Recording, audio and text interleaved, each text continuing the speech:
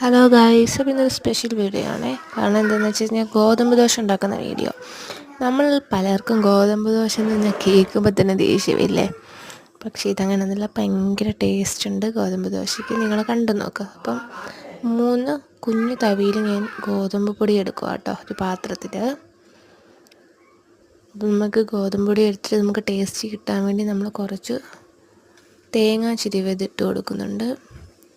അത് കഴിഞ്ഞ് 2 സ്പൂണ് കല്ലുപ്പിൻ്റെ വെള്ളം അരിച്ച് കൊടുക്കുന്നുണ്ട്. ആവശ്യത്തിന് വെള്ളം ഒഴിച്ച് കൊടുക്കുന്നുണ്ട്.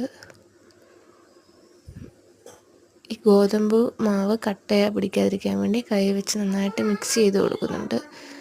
കൈ വെച്ച് നന്നായിട്ട് മിക്സ് ചെയ്ത് കൊടുത്തിട്ട് ദോശമാവ് പരുവത്തിലാക്കി എടുക്കുന്നുണ്ട്. തവി വെച്ച് കോരി ഒഴിച്ച് കൊടുത്ത് നോക്കുന്നുണ്ട് ദോശമാവ് പരുവത്തിലായോ എന്നറിയാൻ വേണ്ടി.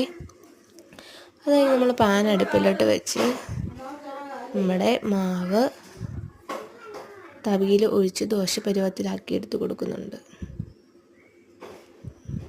എടുത്തിട്ട് നമ്മൾ ഒരു കുഞ്ഞു സ്പൂണിനകത്ത് കുറച്ച് വെളിച്ചെണ്ണ എടുത്ത് മണ്ടയ്ക്ക് തൂവി കൊടുക്കുന്നുണ്ട്. കുറച്ച് വെളിച്ചെണ്ണയുടെ ഒരു ടേസ്റ്റ് മുരിഞ്ഞ് നല്ല അടിപൊളിയായിട്ട് വരാൻ വേണ്ടി കേട്ടോ. നമ്മൾ പാൻ്റെ അകത്ത് ഒഴിച്ച് കൊടുക്കുമ്പോൾ നമ്മൾക്ക് വെളിച്ചെണ്ണ ഒഴിച്ച് കൊടുക്കുന്നില്ലല്ലോ. കറക്റ്റ് അത്യാവശ്യം മുരിഞ്ഞ് കഴിയുമ്പോൾ തിരിച്ചിടണം. ദോശ തിരിച്ചിട്ട് നമ്മൾ തവി വെച്ച് നന്നായിട്ട് അമുക്കി കൊടുക്കുന്നുണ്ട്, നന്നായിട്ട് മുരിഞ്ഞ് വരാൻ വേണ്ടി കേട്ടോ. നമ്മുടെ ദോശ പ്ലേറ്റിലാണ് എടുത്തിട്ടുണ്ട്. കാണുമ്പോൾ തന്നെ കൊതി വരുന്നില്ലേ? എന്നിട്ട് നമ്മുടെ തലേന്നത്തെ മീൻ കറിയും കൂടെ ഒഴിച്ച് ഒരു പിടി പിടിക്കണം. അപ്പോൾ ഇങ്ങനെ നിങ്ങൾ ഉണ്ടാക്കുന്നുണ്ടെങ്കിൽ ഒന്ന് കമൻറ്റ് ചെയ്യണേ.